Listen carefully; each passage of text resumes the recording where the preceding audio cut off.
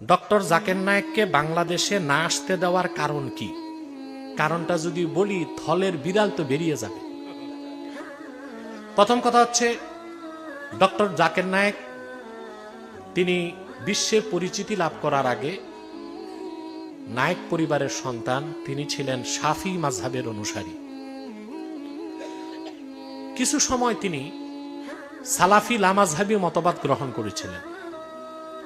আলহামদুলিল্লাহ, পরবর্তীতে আহলুস সুন্নাহ জামাতের বিশ্ব বরেণ্য স্কলারদের সংস্পর্শ পেয়ে তিনি আবার এখন মাযহাবকে মানেন, আহলুস সুন্নাহ জামাতের অনুসরণ করেন। অতএব তার বাংলাদেশে আসতে দেওয়ার ক্ষেত্রে মুসলমানদের পক্ষ থেকে তো কোনো বাধা নাই।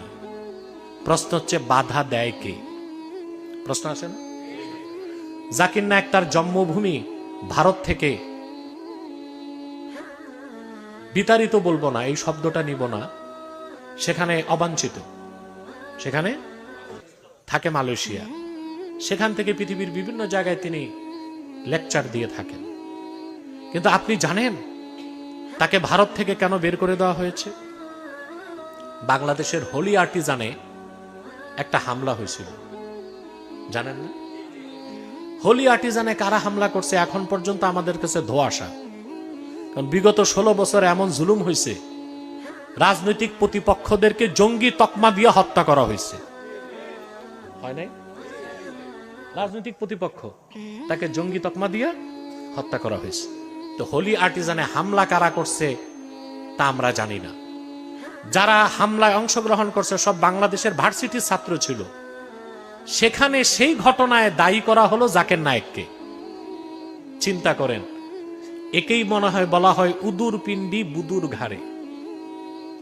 তারপরে হিন্দুত্ববাদী উগ্র মালাউন সরকার ইন্ডিয়া ওয়ারেন্ট জারি করছে, তিনি সেফ এক্সিট, ভারত থেকে সরে গেছেন, মালয়েশিয়ায় আছেন।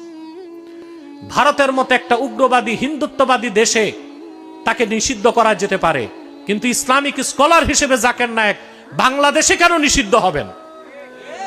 বাংলাদেশে আসতে কেন বাধা দেওয়া হবে?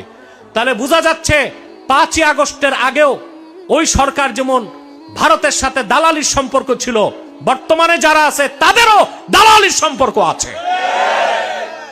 আমি এটা নিন্দা জানাই এবং তাকে বাংলাদেশে আসার এবং বক্তব্য দেওয়ার সুযোগ করে দেবার জন্য ইউনূস সরকারকে আহ্বান করছি।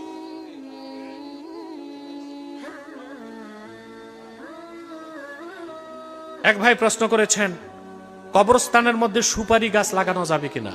সমস্যা নাই, কিন্তু শিকড় যেন বড় না হয়।